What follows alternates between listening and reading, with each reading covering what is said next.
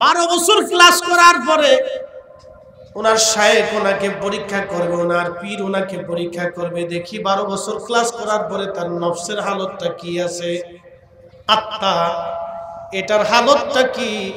এই হালত জানার জন্য উনি আরেকজনকে পাঠাই দিলেন, তুমি যাও পরীক্ষা করবা, পানি উঠানো নিয়ে এটার সাথে ঝগড়া বাঁধাবা, পানি উঠানো নিয়ে ঝগড়া বাঁধাবা। দেখি ইব্রাহিম বিন আদহামের পরিস্থিতি কি, নফসের হালত কি, আগে দেখি। কঠিন চিকিৎসা ছিল এটা, জটিল চিকিৎসা, অনেক বড় চিকিৎসা। আমি বলতেছি কোরআন থেকে আপনাকে বোঝাচ্ছি এটা কত বড় দামি চিকিৎসা। দেখেন তো কুয়ার ভিতর থেকে পানি উঠানো নিয়ে পীর মুর্শিদের ওই ওনার পীর ভাইয়ের সাথে, অর্থাৎ ওনার ছাত্র ভাইয়ের সাথে, এটা একটা ক্লাস তো ঝগড়া বেঁধে গেছে। ইব্রাহিম বিন আদহাম খুব ধনী ব্যক্তি ছিলেন, অনেক জমিদার সম্পদওয়ালা ব্যক্তি ছিলেন, বাদশা ছিলেন। এক থাপ্পড় মারছে পীর ভাইকে, মুখের মধ্যে একটা থাপ্পড় মারছে, মাইরে দিছে। তো 12 বছর ক্লাস করছে, কিন্তু এটা এখনো জিন্দা হয় নাই। সকালবেলা ফজরের পরে বলতেছে, হুজুর 12 বছর তো ক্লাস করছি, বিদায় কি হবে? ওনার শায়েখ ডাক দিয়ে বলে, ইব্রাহিম বিন আদহাম 12 বছর তুমি ক্লাস করছো, তাহাজ্জুদের ক্লাস, কিন্তু এখনো তোমার সেই অন্তর থেকে অহংকার যায় নাই। তোমার যে সম্পদের গরিমা ছিল, ক্ষমতার গরিমা ছিল, এটা এখনো যায় নাই। এটা দূর করতে হলে আরো 12 বছর ক্লাস করা লাগবে। চিৎকার মেরে জোরে বলেন সুবহানাল্লাহ। কি ক্লাস ছিল, বলো হুজুর এটা কি করে সম্ভব?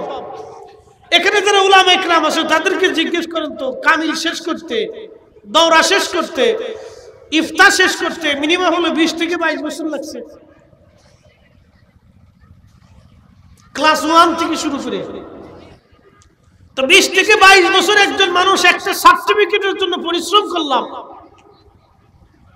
আল্লাহ পাওয়ার জন্য, নিজের নফসটাকে, কলবটাকে জিন্দা করার জন্য, তাসকিয়াতুন নফসের জন্য, আল্লাহকে সন্তুষ্ট করার জন্য আমরা কতদিন পরিশ্রম করছি।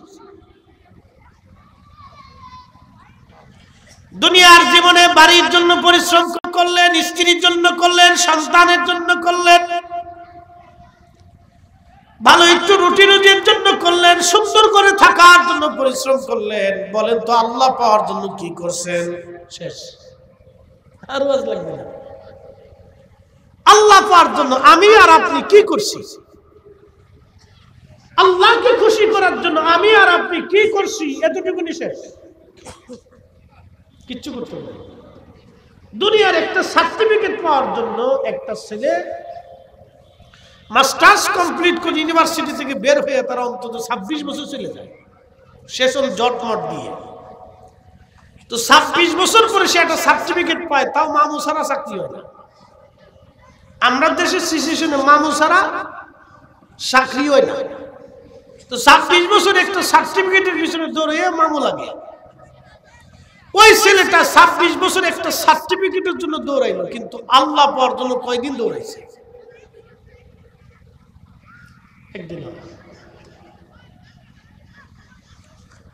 ইব্রাহিম বিন আদহাম আরো 12 বছর তাহাজ্জুদ পড়লেন, 24 বছর গেল। আবার পরীক্ষা, 24 বছর পরে পরীক্ষা, সেই পানি উঠানো নিয়ে আবার ঝগড়া। এবার ইব্রাহিমের মুখের মধ্যে থাপ্পড় মারছে তার পীর ভাই। ইব্রাহিম বিন আদহাম হাতটা ধরে বলতেছে, ভাই রে, আমার ভুলের কারণে তোমার মনে ব্যথা পেয়ে গেছে, কষ্ট দিয়ে ফেলছি, তুমি আল্লাহর রাস্তায় আমাকে মাফ করে দাও।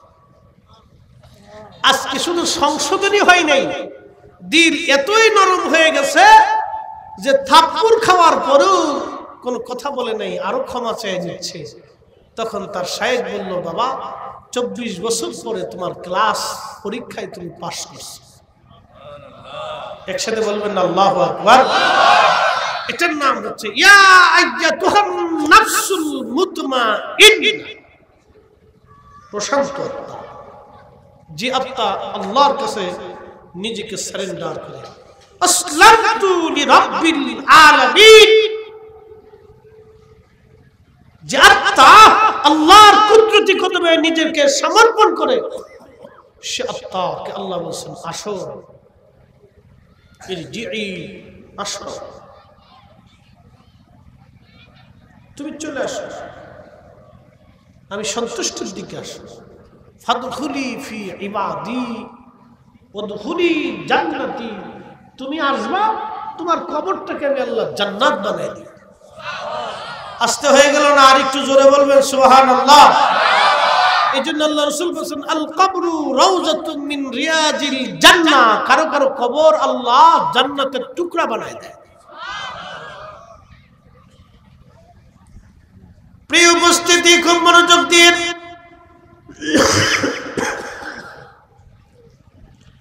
এইরকম নফসের অধিকারী ছিলেন সাহাবায়ে কেরাম, নফসে মুতমাইন্নার অধিকারী ছিলেন সাহাবীরা। আল্লাহকে এমন ভাবে তারা খুশি করলেন, এমন ভাবেই তারা রাজি করলেন। নবীর একজন সাহাবী ছিলেন, তার নাম আব্দুল্লাহ ইবনে হুযায়ফা রাদিয়াল্লাহু আনহু। আব্দুল্লাহ ইবনে হুযায়ফা রাদিয়াল্লাহু আনহু হযরত ওমরের আমলে রোমানদের সঙ্গে বিরাট বড় যুদ্ধ বেঁধে গেল। পৃথিবী বিখ্যাত একটা সাম্রাজ্যের নাম রোম। রোম সাম্রাজ্যের সাথে যুদ্ধে অনেক সৈন্য তারা ধরে নিয়ে গেল। হযরত আব্দুল্লাহ ইবনে হুযায়ফা রাদিয়াল্লাহু আনহুকে ধরে নিয়ে গেল। আব্দুল্লাহ ইবনে হুযায়ফা রাসূলুল্লাহর সাহাবী।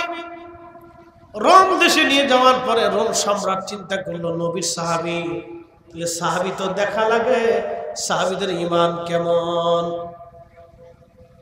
পরীক্ষা করার জন্য নিয়ে গেলেন রাজদরবারে।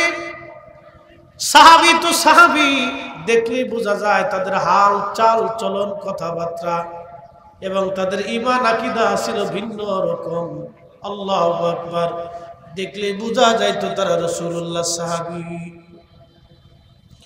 রোম সম্রাট প্রস্তাব দিল, ওগো হুযায়ফা ইবনে হুযায়ফা, আপনাকে আমি আমার কন্যাটাকে আপনার সাথে বিয়ে দিতে চাই, আপনি কি বিয়ে করবেন? আপনি রাসূলের সাহাবী, আমি আমার মেয়েটাকে আপনার সাথে বিয়ে দিব, কিন্তু একটা শর্ত হলো আমার মেয়েটা আপনি বিয়ে করবেন, কিন্তু শর্ত হচ্ছে আপনি খ্রিস্টান হয়ে যাবেন, তাহলে আমি আমার রোম সাম্রাজ্য আপনারে দিয়ে দিব। চিন্তা করে সাহাবীরে টোপ দিতেছে, দেখি রাসূলুল্লাহর সাহাবীর ঈমান কতদূর আছে। আব্দুল্লাহ ইবনে হুযায়ফা বললেন, হে রোম সম্রাট, জমিনে এসেছিলাম খোদার জমিনে খোদার দিন প্রতিষ্ঠিত করার জন্য, কিন্তু আজকে আমি শহীদ হই নাই, তোমরা আমাকে ধরে নিয়ে আসো, তোমার কন্যাকে বিবাহের প্রস্তাব দিয়েছো, শোনো ঈমানের বিনিময়ে তোমার মেয়ে লাগবে না। বলতেছে, দেখেন আব্দুল্লাহ ইবনে হুযায়ফা, আমার মেয়েটাকে বিয়ে করবেন এবং শুধু বিয়ে করবেন না, আমার পরেই আপনাকে রোম সাম্রাজ্যের সম্রাট বানিয়ে দেব। আমার মেয়ের জামাতা তো হবেনি, এই রোম সাম্রাজ্যের সম্রাট আপনারে বানাই দিব।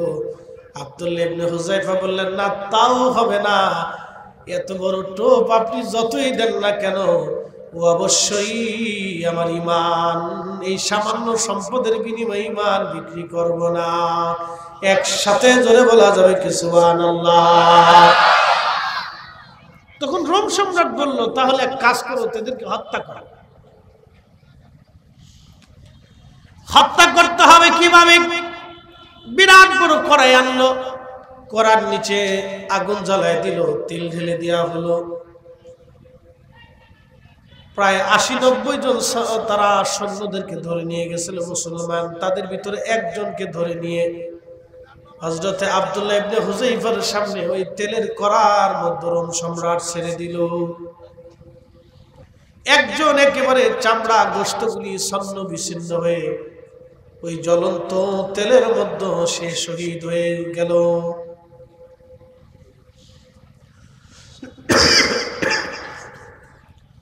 রোম সম্রাট বলে আব্দুল্লাহ ইবনে হুযায়ফা, তুমি যদি বাঁচতে চাও এখনো সময় আছে, কালেমা ছেড়ে দাও, আমার মেয়ে বিয়ে করো, সাম্রাজ্য দিয়ে দিব, আর যদি না করো তেলের করার মধ্যে ছেড়ে দিব। হযরত আব্দুল্লাহ ইবনে হুযায়ফা বললেন, না, আমি শহীদ হয়ে যাব, কিন্তু বেঈমান হতে পারবো না, আমি রাসূলুল্লাহ সাহাবী। তারে ধরে নিয়ে যাওয়া হচ্ছে, তেলের করার মধ্যে ছেড়ে দেওয়া হবে। হযরত আব্দুল্লাহ ইবনে হুযায়ফা রাদিয়াল্লাহু আনহু তখন কাঁদতেছিলেন, আর রোম সম্রাটের সৈন্যরা দৌড়ে গেল। সম্রাট আব্দুল্লাহ ইবনে হুযায়ফা কাঁদতেছে, মনে হয় সে ভয় পাইছে। আব্দুল্লাহ ইবনে হুযায়ফা তখন কাঁদতেছে, তো সৈন্যরা দৌড়ে যে বলতেছে উনি ভয় পাইছে, ভয় না পেলে কাঁদতো না। সম্রাট আবার আসছে, সম্রাটের চিন্তা, কেঁদে ফেলছে যেহেতু, তো ডরাই গেছে, ভয় পেয়ে গেছে, যেহেতু কেঁদে ফেলছে সেহেতু ভয় পাইছে। সম্রাট এসে বলল, হুযায়ফা ইবনে হুযায়ফা, তুমি তো ভয় পাইছো, কেঁদে ফেললা যেহেতু, তাহলে তুমি এক কাজ করো, আমার মেয়েটা বিয়ে করো, সাম্রাজ্য দিয়ে দিব। আব্দুল্লাহ ইবনে হুযায়ফা ডাক দিয়ে বলেন, বেটা মালুন, অভিশপ্ত, তুমি মনে করছো আমি কাদার কারণে আমার ঈমান দুর্বল হয়ে গেছে? আমি এই ভয়ে কাঁদতেছি না যে তুমি আমার শহীদ করবা, তেলের মধ্যে ছেড়ে দিবা, আমি মারা যাব, মৃত্যুর জন্য আমি কাঁদি না, আমি একটা আফসোসের জন্য কাঁদতেছি। আল্লাহ যদি আমার পশম পরিমাণে হায়াত দিত, আর এই বারে বারে দিনের জন্য শহীদ হতাম, আবার আল্লাহ জিন্দা করতো, আবার শহীদ হইতাম, এই আফসোসের জন্য আমি কাঁদতেছি, আল্লাহ কেন আমার একবার হায়াত দিল। আল্লাহু আকবার, না না হয় না, আরো জোরে বলেন আল্লাহু আকবার। এরা ছিল নফসে মুতমাইন্না, প্রশান্ত আত্মা। আমার একটা মাত্র জীবন, এই একটা জীবনের জন্য আমি কাঁদতেছি, আল্লাহ কেন আমার একটা জীবন দিল, আরো জীবন কেন দিল? আল্লাহ যদি আমার পশম পরিমাণ সমান জীবন দিত, ওই জীবনটা আমি শাহাদাতের জন্য নির্বাচিত করতাম। সুবহানাল্লাহ, কি আস্তে না জোরে? তাদেরও আত্মা আর আমরারও আত্মা।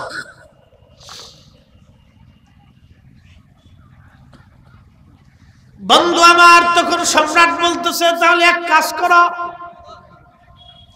তুমি আমার কপালের মধ্যে চুমা দিলে আমি তোমার মুক্ত করে দিব। আব্দুল্লাহ ইবনে হুযায়ফা বললেন, সম্রাট, তোমার কপালে চুমা দিলে তুমি আমার মুক্ত করবা না, চুমা দিব না। চুমা দিতে পারি যদি সকল মুসলমানদেরকে মুক্ত করে দাও। সব মুসলমান যদি আমার সাথে যারা অ্যারেস্ট হয়েছে সবাই যদি মুক্ত করো, তাহলে তোমার কপালে একটা চুমা দিতে পারি। এক চুমায় যদি আমার দিনী ভাইয়ের ইমান দিন বেঁচে যায়, জীবন বাঁচে, তাহলে একটা চুমা দিতে পারে। তখন তিনি একটা চুমা দিছিলেন। হযরত ওমর রাদিয়াল্লাহু আনহু মাঝে মধ্যে মশকরা করতেন, তুমি এক কাফেরের কপালে চুমা দিছো। উপস্থিতি খুব মনোযোগ দিয়ে, এরা নফসে মুতমাইন্নার অধিকারী ছিলেন। তারা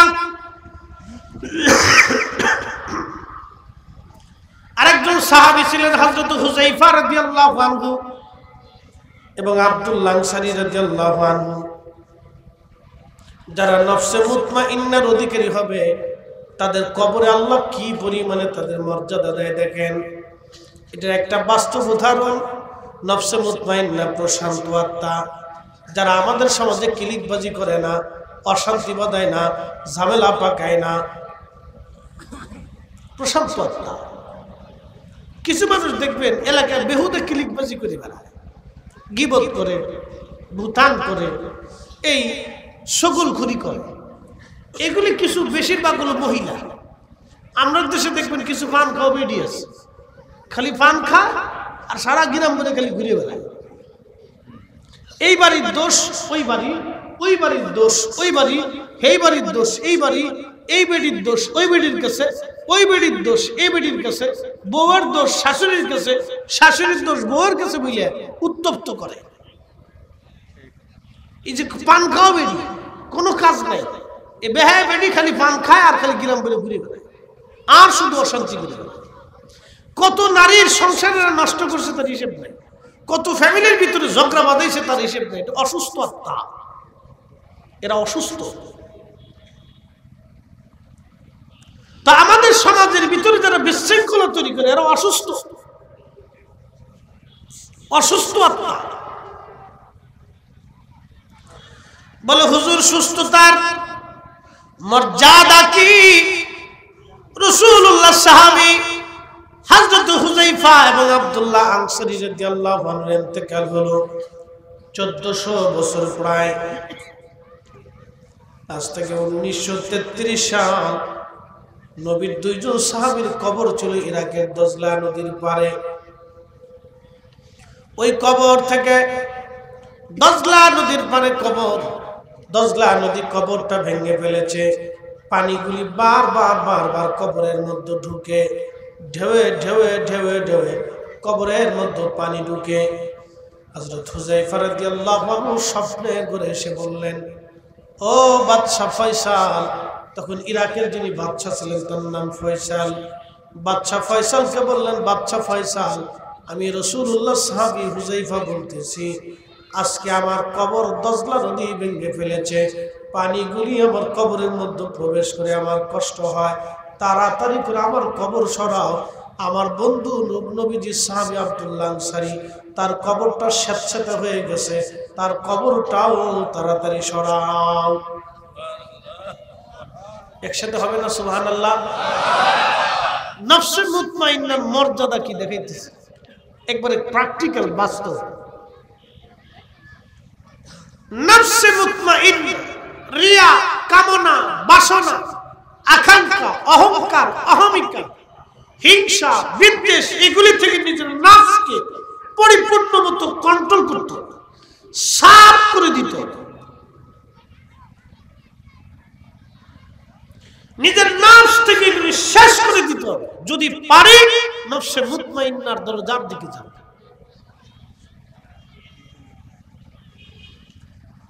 কারো প্রতি বিদ্বেষ রাখা, অহংকার রাখা, হিংসা রাখা, কামনা, বাসনা, রিয়া, কুরিপুগুলি, খারাপ কাজ থেকে নিজেকে সবসময় নিবৃত রাখা, নফসে মুতমাইন্না, নিজের নফসটাকে আল্লাহর দিকে রুজু রাখা।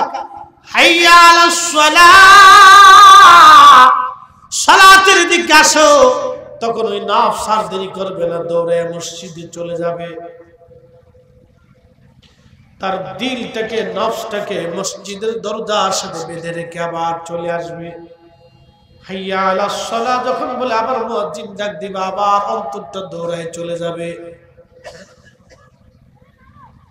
সামনে কোটি কোটি টাকা থাকবে কিন্তু হারাম, 1 টাকাও ধরবে না।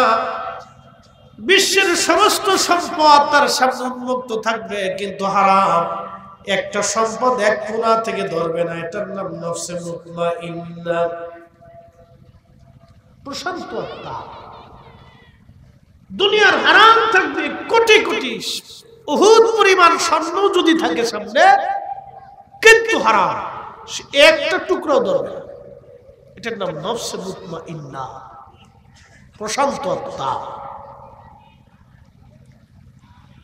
রাসূল কারীমের সাহাবী হুযায়ফা স্বপ্ন দেখাচ্ছে, শুনছো বাদশা, আমি নবীর সাহাবী, কবর ভেঙে গেছে, দজলা নদীর পানিগুলি কবরের মধ্যে ঢুকে, তাড়াতাড়ি করে কবর সরাও।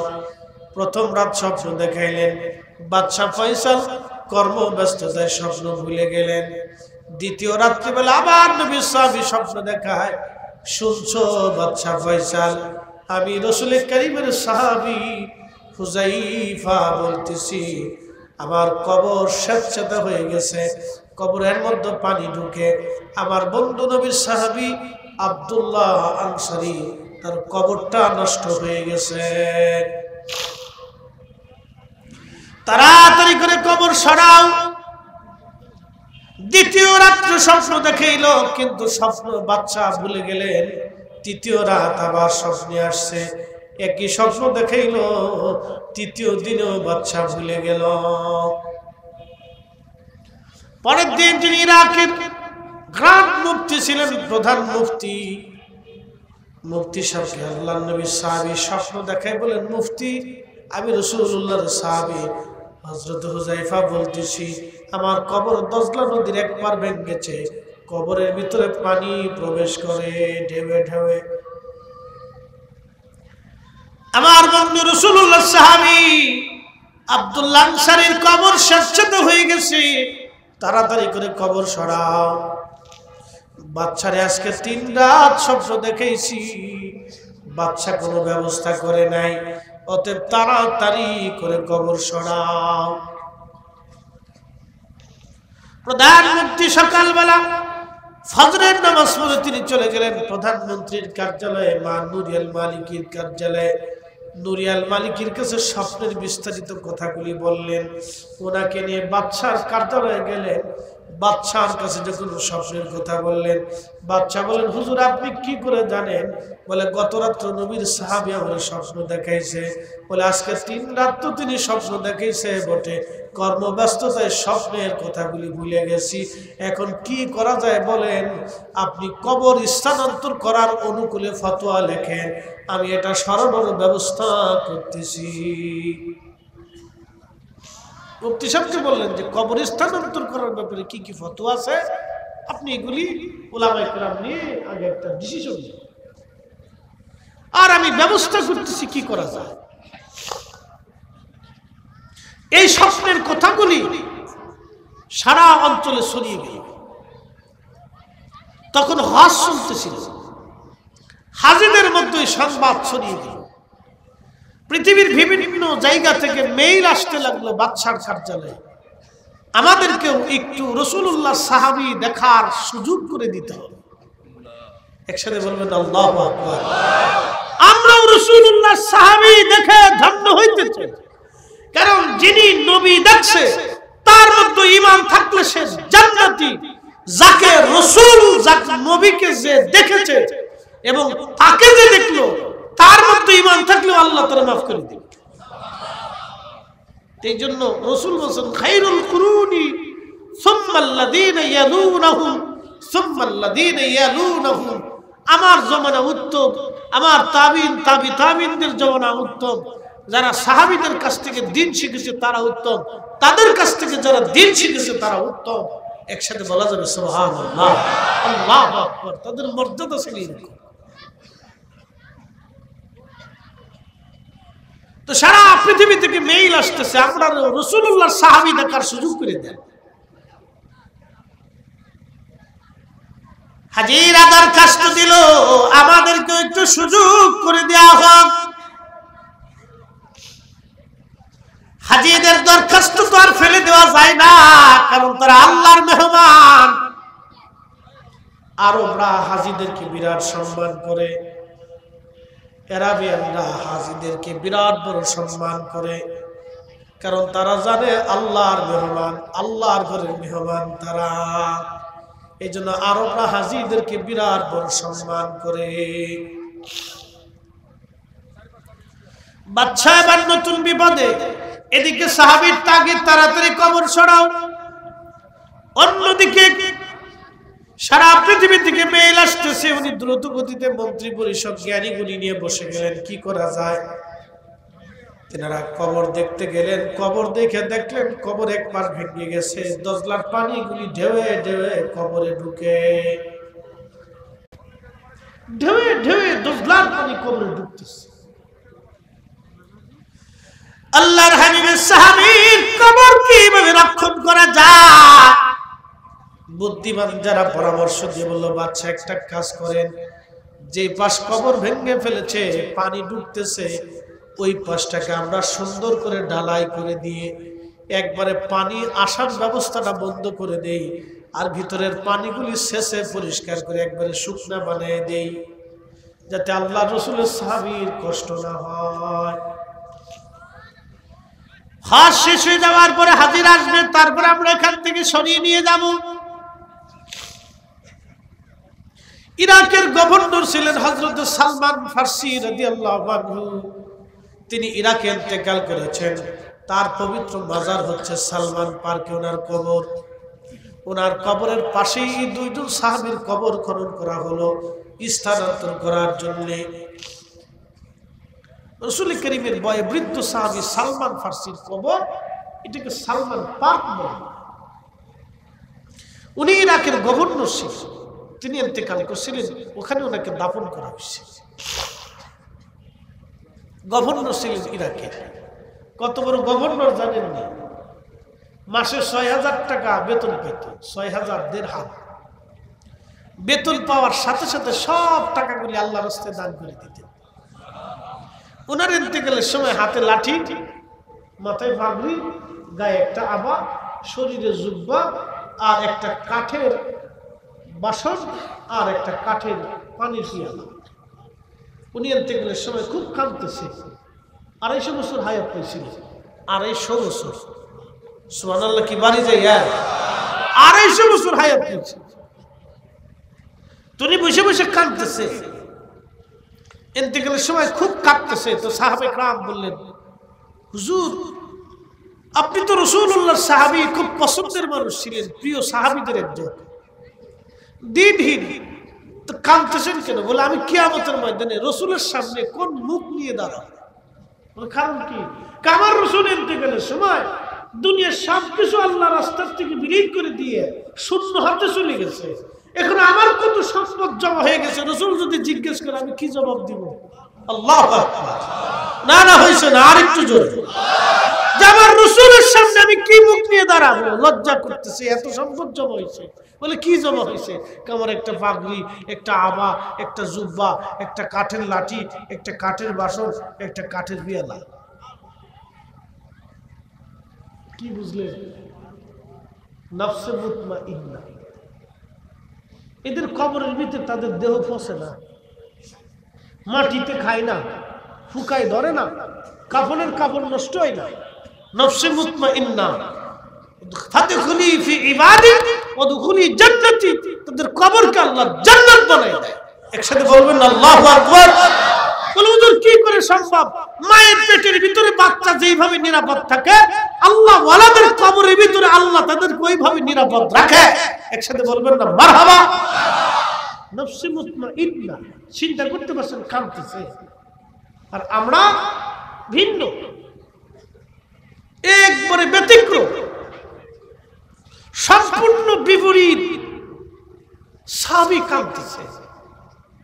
তখন তিনি ওসিয়ত করলেন, দেখো, আমার ইন্তেকালের পরে তোমাদের কাছে ওসিয়ত, আমার রাসূল একবারে মুক্ত হস্তে চলে গেছে, একবারে দুনিয়ার সম্পদ থেকে বিরাগ হয়ে চলে গেছে। আমি রাসূলের এই সুন্নাত মানতে চাই। আমার ইন্তেকালের পরে আমার যাহা থাকবে তোমরা সব আল্লাহ রাস্তায় দান করে দিবে। আমার এই ওসিয়ত তোমরা মানবে। আমার নবীও খালি হাতে গেছে, আমিও খালি হাতে চলে যেতে চাই। একসাথে বলা যাবে আল্লাহু আকবার। নফসে মুতমাইন্না, নফসে মুতমাইন্না, প্রশান্ত আত্মা। আল্লাহর জন্য ডাক দিছে, আসো, তুমি আমার কাছে আসো। হযরতে সালমান রাদিয়াল্লাহু আনহুর মাজারের, উনার কবরের পাশেই দুইটা কবর খনন করা হলো। নবীর দুইজন সাহাবীকে 1933, আজ থেকে 70, প্রায় 100 বছর আগে, তার মানে ওনাদের ইন্তেকালের প্রায় 1250 বছর পরের ঘটনা। ওনাদের ইন্তেকালের 1250 বছর, 1350 বছর পরের ঘটনা। সাহাবীদের ইন্তেকালের 1350 বছর পরে ওনাদের কবরের ভিতরে হাজিরাও আসলো। প্রায় 5 লক্ষ মানুষ, বহিরাগত মানুষ, ইরাকের বাগদাদ ভরে গেল। 5 লক্ষাধিক মানুষ ইরাকের বাগদাদে ভরে গেল। সাহাবী দেখবে, তারা সাহাবী হযরতে বাদশা সালমান সহ উলামা ইকরাম নিয়ে এবং মন্ত্রী পরিষদ নিয়ে, গুণীমানীদেরকে নিয়ে, পৃথিবীর বিভিন্ন জ্ঞানী বিজ্ঞানী যারা ছিল সবাই উপস্থিত হলো। হযরতে হুযায়ফা রাদিয়াল্লাহু আনহু কবরের উপর থেকে মাটি সরাইয়া সরাইয়া যখন ওনার লাশের পাশে যাওয়া হলো, তখন দেখা গেল 1350 বছর আগে যেইভাবে দাফন করা হয়েছিল ওনার কাফনের কাপড়টা পর্যন্ত নষ্ট হয় না। একসাথে যেন বলেন আল্লাহু আকবার। আল্লাহ বলেন ইন্নাল্লাযীনা আমানু ওয়া আমিলুস সালিহাতি উলাইকা হুম খায়রুল বারিয়া। ইমানে আমলে ইমানে আমলে ইমানে আমলে পাকা হয়ে যারা কবরে যায়, আল্লাহ বলে উলাইকা হুম খায়রুল বারিয়া, তারা জগতের মধ্যে সেরা, তারা সেরা সেরা। জাযাউহুম ইনদা রাব্বিহিম জান্নাতু আদনিন তাজরি মিন তাহতিহাল আনহার। আমি তাদের জন্য একটা জান্নাত নির্বাচন করেছি, জান্নাতের নিচ দিয়ে নহর প্রবাহিত হবে, পানি, মধু, শরবতের নহর, দুধের নহরগুলি প্রবাহিত হবে। খালিদিনা ফিহা আবাদা, কতদিন তারা থাকবে? আল্লাহর কোরআন বলতেছে ওই জান্নাতে তারা চিরদিন থাকবে, একবার ঢুকবে আর কোনদিন বের হবে না। একসাথে বলেন আল্লাহু আকবার।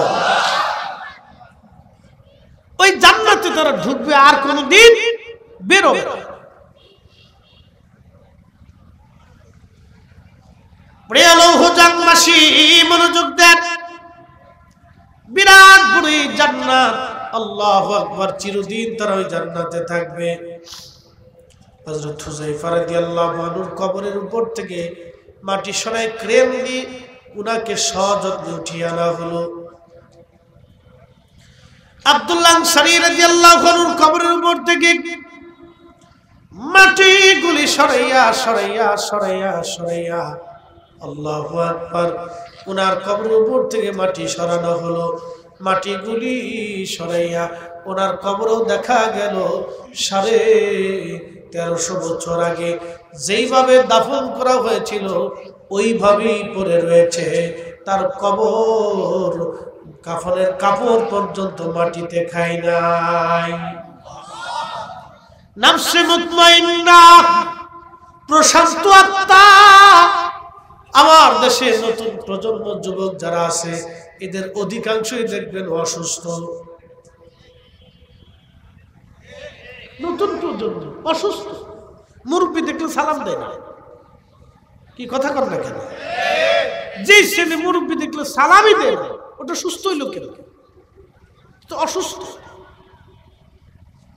হাজার হাজার আমাদের যুবক শ্রেণী প্রজন্ম অসুস্থ। এই মুন্সিগঞ্জের স্টেডিয়াম মাঠে যদি কোনো নর্তকী আনা হয়, আপনি দেখবেন হাজার হাজার যুবক, একশের যুবক শুধু নর্তকীর নাচ দেখার জন্য চলে যাবে। হাজার হাজার লাখের উপরে যুবক শুধু দেখবে, বেড়ার চাইতে বেডি বেশি দেখবে। সেদিন কোথায় জানি কথা বলার পরে হুজুর আমরা এদিকে গায়িকা নায়িকা আসছে, নাম কইতাম না, নাম বলে লাভ নাই, গায়িকা নায়িকা এতারা বলে যাওয়ার পরে বেডিগার ধাক্কায় বলে বেড়ারাই ঢুকতে না। চিন্তা করতে পারছি, বললাম তো মাশাআল্লাহ খুব বিরাট বড় ডিগ্রি হয়েছে। আপনার এই কথা বলে লাভ কি? ওই একবারে পোস্তগুলা ব্রিজের এখান থেকে একবারে মামার পদ্মা সেতুর আগ পর্যন্ত প্রত্যেক রাত্রিবেলা কিভাবে রেসলিং হয় দেখেন তো। পিছনে যেটা থাকে এটা টুনা টুনি মগামগি, ইজলে না বেডি বোঝা যায় না, কোনটা ইজলে আর কোনটা বেডি এটা বোঝা যায় না। মাঝে মধ্যে চিন্তা করি যে পিছেরটা পুরুষ না সামনেরটা পুরুষ, পিছেরটা বেডি না সামনেরটা বেডি বোঝা যায় না। বেডি মানুষ এখন বেড়াদের ফ্যান লয়ে গেছে, শার্ট লয়ে গেছে, গেঞ্জি লয়ে গেছে, কয়দিন পরে জাঙ্গিটাও লয়ে যাবে। চলতেছে। শরম লজ্জা এত দূর নিচ পর্যন্ত গেছে যে লজ্জা শরমের কোন ধার ধারত্ব নেই। কুত্তা পর্যন্ত টেনশন করে যে তোরা মানুষ হইলি কে, কুকুরেও চিন্তা করে যে তোরা মানুষ হয়েছ কে। আমরা তো কুত্তা, আমরা তো কোনো শরীয়ত টরিয়ত নেই, আল্লাহ আমরা ল্যাংটা বানাই রাখছে। তোরা মানুষ হয়ে তোরা ল্যাংটা হইস কে? যুবকদের ভিতরে নতুন প্রজন্মের ভিতরে নতুন সিস্টেম বেরিয়েছে, হাফ প্যান্ট পরে রাস্তা দিয়ে হাঁটে। মনে কিছু নিয়ে না, ছেলেরা হাফ প্যান্ট পরে রাস্তা দিয়ে হাঁটে। বলেন তো গিরের উপরে কাপড় উঠাইলে কি ফরজের সীমানার সতরের সীমানার ভিতরে থাকে? সতরের সীমানা খুলে গেল, সে ফরজ তো একটা পুরুষ হাফ প্যান্ট পরে রাস্তা দিয়ে হাঁটতেছে, সে মনে করতেছে আমার খুব বিরাট বড় ক্রেডিট, হাফ প্যান্ট পরে রাস্তা দিয়ে হাঁটলে মনে হয় মানুষ আমার খুব সম্মান করবে, মনে করবো আমি বিরাট কিছু হয়ে গেছি, এটা মনে করে। অসুস্থ কথা কর না কি? জোরে বলেন কি? যেই বেরি বেপরদায় রাস্তায় চলে বলেন কি সুস্থ না অসুস্থ? অসুস্থ, এটা অসুস্থ। এই জন্য আল্লাহ রাসূল বলেছেন আলা বাহিয়াল কাম, এটা যদি সুস্থ থাকে তো পুরা বডিটাই সুস্থ, আর এটা যদি অসুস্থ হয় তো পুরা বডিটাই অসুস্থ। এই জন্য সুস্থ সুস্থ আর অসুস্থতা আপনাকে বুঝে নিত। রাসূল কারীমের দুই সাহাবীর জিসম উঠানো হলো, লাশ জিসম উঠানোর পরে আল্লাহু আকবার, জার্মানের চক্ষু বিজ্ঞানী তিনি চিন্তা করলেন ত্বক ঠিক আছে, ব্লাড সার্কুলেশন তখনও চলে, একসাথে বলবেন না আল্লাহু আকবার। রক্ত সঞ্চালন চলতেছে, মানুষ মারা যাওয়ার পরে তো রক্ত সঞ্চালন চলে না, এটা বন্ধ হয়, কিন্তু তখনও 1350 বছর পরে রক্ত সঞ্চালন চলে। ত্বক নষ্ট হয় নাই, ঠোঁট নষ্ট হয় নাই, চোখ নষ্ট হয় নাই, বুরু নষ্ট হয় নাই, দাড়ি নষ্ট হয় নাই, চেহারা নষ্ট হয় নাই, লাবণ্য নষ্ট হয় নাই, শরীরের ব্লাড সার্কুলেশন তখনও চলতেছে। বলে কি করে সম্ভব? চোখটা মরছে কিনা দেখে নেই। জার্মান বিজ্ঞানী চোখের দিকে তাকায় দেখলো চোখের ভিতর থেকে একটা নূরের স্পব হয়েছে। জার্মান চক্ষু বিজ্ঞানী চোখের মধ্যে ঢুকলো, তিনি কিছুক্ষণ সময় চোখে দেখতে পারেন নাই। তখন মুফতি সাহেবের হাত ধরে বললেন যেই কালেমা, যেই ইমান, যেই বিশ্বাস, যে ইয়াকিন একজন মানুষকে 1350 বছর পর্যন্ত মাটির নিচে অক্ষত রাখে, আমার আর বুঝার বাকি নেই। ঈমান, এই কালেমা, এই দ্বীন, এই ধর্মের সঠিক। মুফতি আপনি আমার কালেমা পড়ায়া মুসলমান বানায় দেন। আমরা এমন এক দ্বীন ব্যবস্থা পেয়েছি, এমন এক নবী পেয়েছি, এমন একটা দামি উম্মত হয়েছি, কিন্তু আফসোস উম্মত হয়ে উম্মতের চরিত্র গঠন করতে পারি না। কথা বল না কেন, ঠিক কিনা? আমরা সুস্থ হইতে পারি না, আমরা অসুস্থই রয়ে গেলাম, এখনো অসুস্থই রয়ে গেলাম। এরকম হাজার হাজার আত্মা পৃথিবীতে ঘুরতেছে অসুস্থ, অসুস্থ, সুস্থ হইতে অসুস্থ। আল্লাহ আমাদের আগামী প্রজন্মকে যেন সুস্থ বানায়, তাদেরকে যেন আল্লাহ অসুস্থ না বানায়, উচ্ছৃঙ্খল না বানায়, বেয়াদব না বানায়, আদব ওয়ালা বানায়। আল্লাহ সকলে বলেন আমিন। প্রিয় উপস্থিতি, এই জন্য আল্লাহর পেয়ারা মেহবুবরা কবরে যাওয়ার সাথে সাথে আল্লাহ তাদের কবরকে গুলজার করে দেয়, বেহেশতের টুকরা বানায় দেয়, কবরকে জান্নাতের বাগান বানায় দেয়। সকলে বলেন আমিন। বাবাজি একটা কথাই শেষ, আমরা কোন পীরের মুরিদ, কোন দলের লোক, কোন বংশের ছেলে, কোন এলাকার মানুষ, কোন বর্ণ, রিক্সাওয়ালা না দিন মজুর, না শ্রমিক, না আলেম, না জাহের, না ইমাম, না বক্তা, না মুসল্লি, না চেয়ারম্যান, না মেম্বার, এগুলি দিয়ে কিয়ামতের ময়দানে আল্লাহ ফয়সালা করবে না। আল্লাহ একটা ফয়সালা করবে, ইন্না আকরামাকুম ইনদাল্লাহি আতকাকুম। যার অন্তরে আল্লাহর ভয় বেশি, আল্লাহর দরবারে তার দাম বেশি। কথা কন না, ঠিক কিনা? যার অন্তরে কার ভয়? জোরে বলেন কার ভয়? কার ভয়? ও রিকশাওয়ালা হলেও তার দাম বেশি, দিন মজুর হলেও তার দাম বেশি, ওই শ্রমিক হলেও তার দাম বেশি, আধা পাগল হলেও তার দাম বেশি। যার অন্তরে আল্লাহর ভয় বেশি, আল্লাহর দরবারে তার দাম বেশি। যার অন্তরে আল্লাহর ভয় বেশি, আল্লাহর দরবারে তার দাম বেশি। যার অন্তরে আল্লাহর ভয় বেশি, আল্লাহর দরবারে তার দাম বেশি। যার অন্তরে আল্লাহর ভয় বেশি, আল্লাহর দরবারে তার দাম বেশি। এক বাক্যে শেষ। সে আলেম না জাহেল এটা আল্লাহ দেখবে না। যার অন্তরে আল্লাহর ভয় বেশি, আল্লাহর দরবারে তার দাম বেশি। হযরত মুসা নবী দেখে বললেন, রব ওই উম্মত তুমি আমাকে দিয়ে দাও। আল্লাহ ডাক দিলেন, মুসা এই উম্মত তোমার জন্য বরাদ্দ না, এটা আমার আখিরি নবী আমার হাবিব পেয়ারা মেহবুবের জন্য এই উম্মত আমি আল্লাহ বরাদ্দ করলাম। হযরত মুসা আলাইহিস সালাতু ওয়াস সালাম ডাক দিয়ে বললেন, রব সব উম্মত থেকে এই উম্মতের 70 গুণ মর্যাদা বেশি আল্লাহ, তাহলে তুমি আমাকে ওই নবীর উম্মত বানায়া দাও। আল্লাহ সব উম্মত থেকে 70 গুণ মর্যাদা বেশি, তুমি আমার ওই উম্মত বানায়া দাও। এইরকম 1,24,000 নবী, 313 জন রসুল, প্রসিদ্ধ 4 জন রসুল, 4 জনের উপর আসমানি কিতাব নাজিল হয়েছে, তাওরাত, জবুর, ইনজিল, কোরআন। কিন্তু রসুল হচ্ছে 313 জন। আল্লাহ 313 জনকে রসুল হিসেবে মনোনীত করেছেন। প্রিয় উপস্থিতি, খুব মনোযোগ।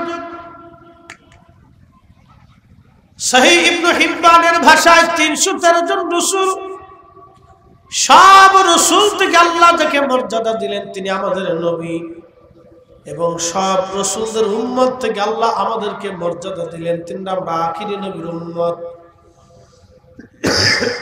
কিন্তু আমাদের কাজ কি?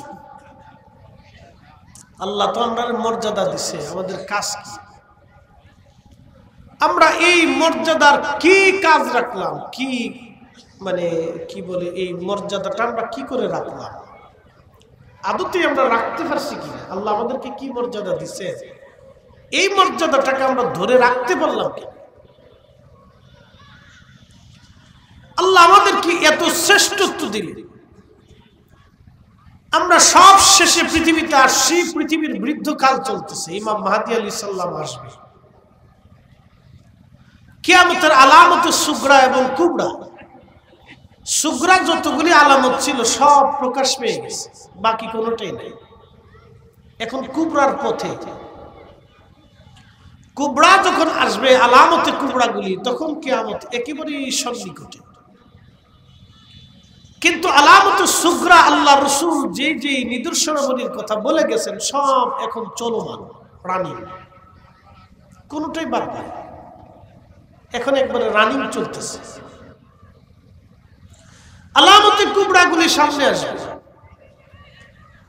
আমরা পৃথিবীর এক বৃদ্ধকালে উপনীত হয়েছি। আমাদের আগে কোটি কোটি বছর জিন জাতিরাই পৃথিবী শাসন করছে। আল্লাহ তাদেরকে পৃথিবী শাসন করার অধিকার দিয়েছিল, তাদেরকে বিতাড়িত করে আল্লাহ আমাদেরকে দিয়েছে। একসময় জিনেরা মানুষদেরকে দেখলে পালাইতো, এখন মানুষ জিনদেরকে দেখলে পালায়। জিন জাতিরা পৃথিবী আবাদ করছে, এখন আল্লাহ আমাদেরকে আবাদ করতে দিছে। কিন্তু আপনি যদি দেখেন জিনদের ভিতরে ইমাম আবু হানিফা নেই, ইমাম শাফিঈ নেই, ইমাম মালিক ইবনে আনাস নেই, ইমাম আহমদ ইবনে হাম্বল নেই, ইমাম বুখারী নেই, ইমাম নাসাই নেই, ইমাম ইবনে মাজা নেই, ইমাম তিরমিজি নেই, ইমাম আবু দাউদ নেই, ইমাম হাকিম নেই। পৃথিবী বিখ্যাত বড় বড় আইম্মে ইকরাম যারা ছিলেন, উলামায়ে মুতাকাদ্দিমিন, সলফে সালিহিন এবং মুতাআখিরিন, 4 তরিকার ইমাম। খাজা মাইনুদ্দিন চিশতি নেই, বাহাউদ্দিন নাশরন বুখারী নেই, মুজাদ্দিদ আল ফিসানি সরহিন্দি নেই, হুজুর গাউসে পাক মহিউদ্দিন আব্দুল কাদের জিলানী নেই। জিনদের ভিতরে এমন ওলি নেই। শাহজালাল ইয়ামানি মুজাররিদি নেই, কুতুবউদ্দিন কাকি নেই, হযরত নিজামউদ্দিন আউলিয়া নেই, দাতা গঞ্জ বখশ নেই। পৃথিবীতে জিনদের মধ্যে এরকম কোন ওলির জন্ম হয়নি, কেউ নেই, বড় আলেমও নেই, ওলিও নেই। কারণটা কি? আল্লাহ সব মানুষের ভিতরে দিয়ে দিলেন, জিনদের ভিতরে নবীও নেই।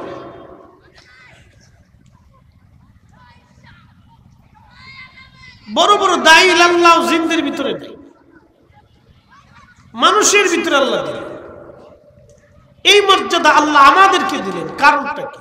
শুধু একমাত্র হুজুর রাহমাতুল লিল আলামিনের জন্য আল্লাহ আমাদেরকে এই মর্যাদা দিয়েছেন। একসাথে হবে না সুবহানাল্লাহ? আমরা সেই নবীর জন্য মর্যাদা বলা হয়েছে, কিন্তু রসুলের কাজ আমরা কতটুকু আঞ্জাম দিতে পারছি, মূল বক্তব্য এটা। আমরা আল্লাহর হাবিবের দেওয়া কাজ কতটুকু আঞ্জাম দিতে পারছি। আল্লাহু আকবার। এই জন্য আল্লাহ বলেন কাইফা তাকফুরুনা বিল্লাহ, কি করে তোমরা আল্লাহকে অস্বীকার করো, কি করে তোমরা আল্লাহর সাথে নাফরমানি করো। ওয়া কুনতুম আমওয়াতা, অথচ তোমরা মৃত ছিলে, তোমরা মরা ছিলে, তোমরা নির্জীব ছিলে, অস্তিত্বহীন ছিলে। ফাআহইয়াকুম, আমি তোমাদেরকে আমি আল্লাহ জিন্দা করেছি। তুমি একেবারে নির্জীব ছিলে। ওয়াবাদা খালকাল ইনসানি মিন তুরাব, কোরআন বলতেছে আমি মানুষের সূচনা করলাম মাটি থেকে। মিন সুলালাতিন ওয়াসুম্মা জাআলা নাসলাহু, এবং নসল করলাম, বংশ বৃদ্ধি করলাম। মিন সুলালাতিন মিন মাইন মাহিন, আমি বংশ বৃদ্ধি করলাম মানুষের শরীর থেকে নির্যাস নির্গত পানি। মানব শরীরের নির্যাস থেকে নির্গত পানি, পানিটা খুবই ধাবমান, সজোরে নির্গত। মিন মাইন মাহিন, আরবিতে বলে নুতফা। এই পানির ভিতরে থেকে শুক্রাণু ডিম্বাণু, এই শুক্রাণু ডিম্বাণু খালি চোখে দেখা যায় না।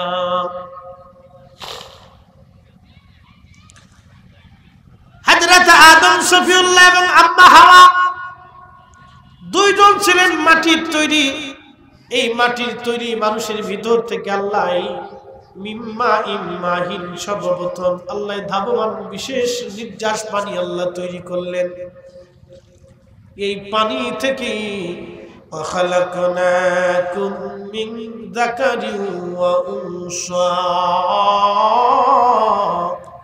আমার রব আমার আল্লাহ বলতেছেন তোমাদেরকে মাটি থেকে, এই একজন পুরুষ আর একজন নারী থেকে আমি সৃষ্টি করলাম।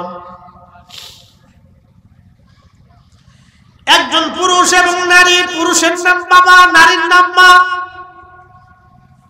মা এবং বাবার মাধ্যম থেকে আল্লাহ সৃষ্টি করলেন, আমার রব আল্লাহ সৃষ্টি করলেন।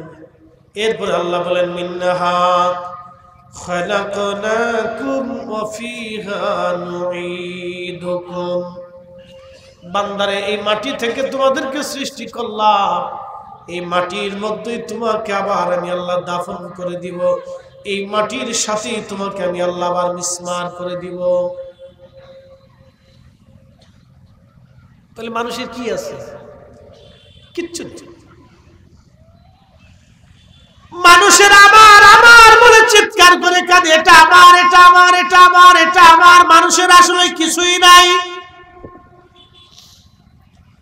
মানুষের কিচ্ছু নাই। আমার আমার করে মানুষ চিৎকার করে, মানুষের কিছুই নাই। সব কার? একসাথে বলেন কার? সব আল্লাহ। আল্লাহর, মানুষের কিছুই নাই। আল্লাহ মাটি থেকে সৃষ্টি করলেন, মাটির সাথে আল্লাহ আবার মিশিয়ে দিবেন, মাটির সাথে মিশে অস্তিত্বহীন। যিনি বক্তা আপনাদের সামনে ওয়াজ করেন, 50 বছর আগে পৃথিবীতে তার কোনো অস্তিত্ব ছিল না, 50 বছর পরে পৃথিবীতে তার কোনো অস্তিত্ব থাকবে না। আপনারা যারা আছেন 100 বছর আগে আপনাদের কোনো অস্তিত্ব দুনিয়াতে ছিল না, 100 বছর পরে দুনিয়াতে আপনাদের অস্তিত্ব থাকবেও না, বিলীন করে দিবে আমার আল্লাহ। কিন্তু এখানে একটা শর্ত আছে, কেউ যদি আল্লাহর আইন এবং রসুলের তরিকা মেনে মেনে কবরে চলে যায়, আল্লাহর কোরআন বলো, ইয়া আইয়াতুহান নাফসুল মুতমাইন্না তুরজিই ইলা রাব্বিকি রাদিয়াতাম মারদিয়া ফাদখুলি ফি ইবাদি ওয়াদখুলি জান্নাতি।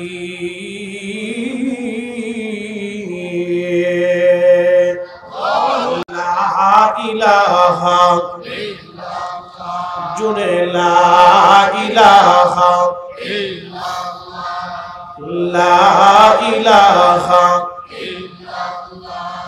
লা ইলাহা ইল্লাল্লাহ মুহাম্মাদুর রাসূলুল্লাহ।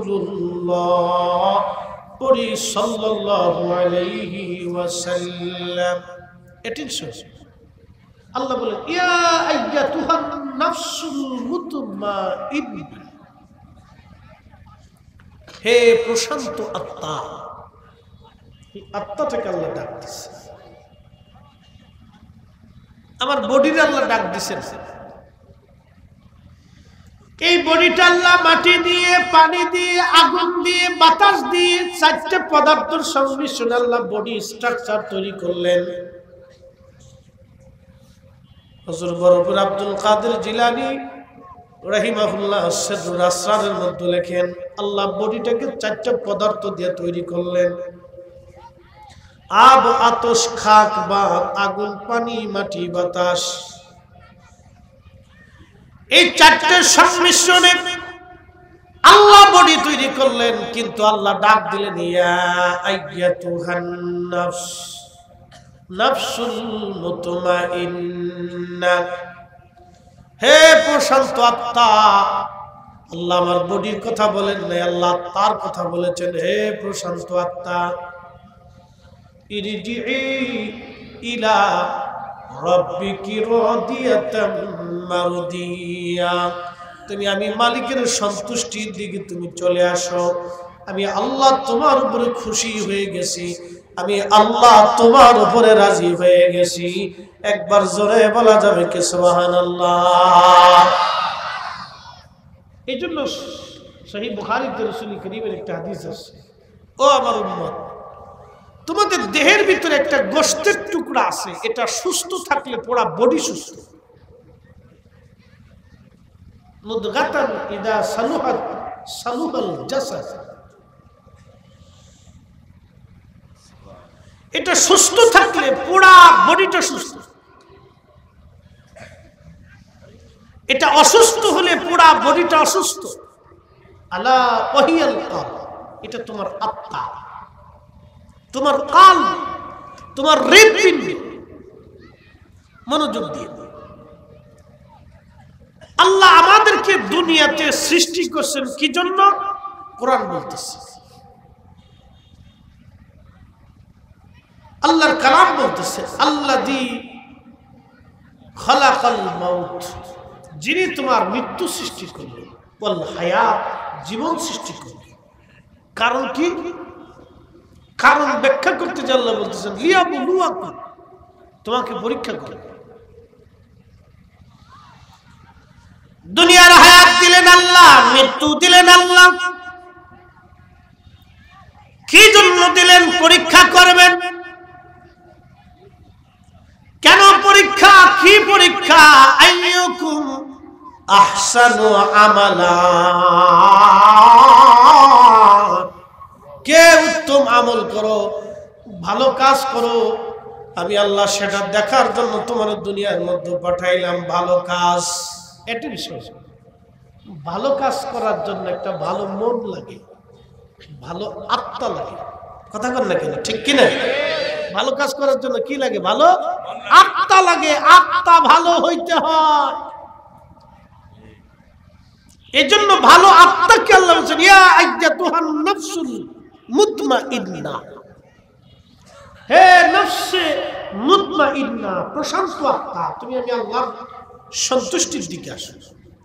আমি আল্লাহ তোমার উপর খুশি। যে আত্মা কিলিকবাজি করে না, যেই আত্মা ক্লিকবাজি করে না, আমরা দেশে যারা বুজুর্গ আছে আল্লাহওয়ালা, তারা এই ক্লিকবাজি, রাজনীতি, ফাজনীতি এইগুলো তারা ব্রেনের অন্তরে ঢুকে না। কারণ কি, যে অন্তরে আল্লাহ জাগা হয়, যে অন্তরে আল্লাহর জিকির হয়, যে অন্তরে রাসূল করিমের মহাব্বত ওই অন্তরের ভিতরে বদ্ধ করা হয়, সেই অন্তরে দুনিয়ার এই সমস্ত আবিজাবি খেয়াল ওই অন্তরে ঢুকে না।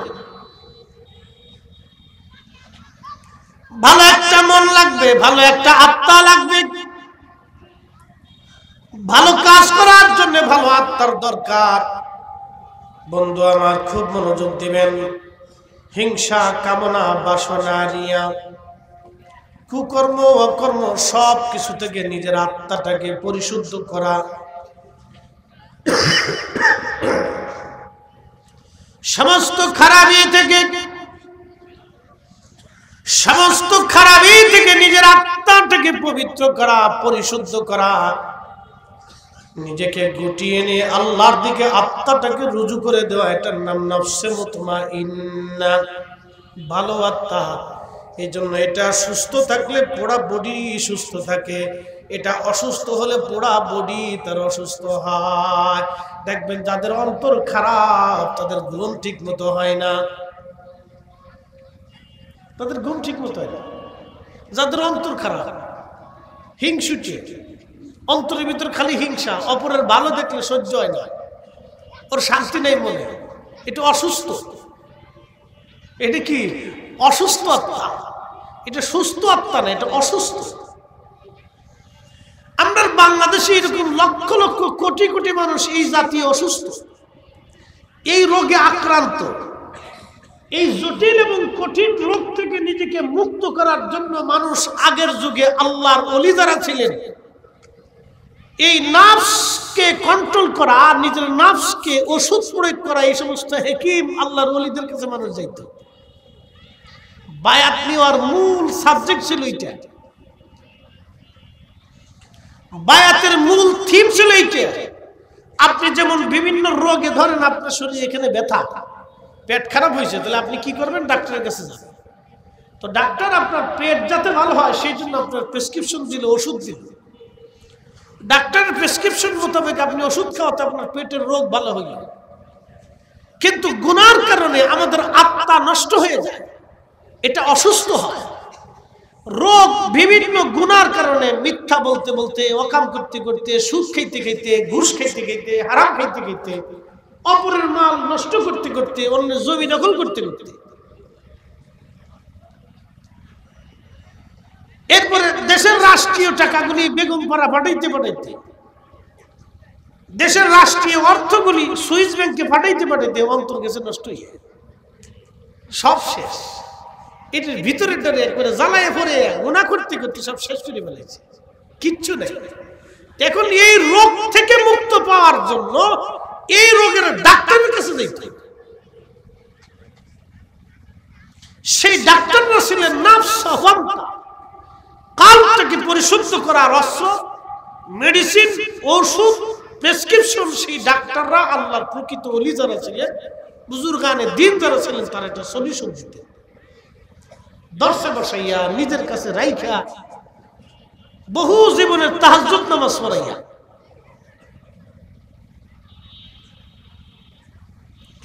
হযরতে বিশ্ববিখ্যাত আল্লাহর ওলি ছিলেন হযরতে ইব্রাহিম বিন আদহাম। তিনি এক শাইখের কাছে গেছেন, বলতেছে, হুজুর আপনার দর্শে আমারে রাখেন।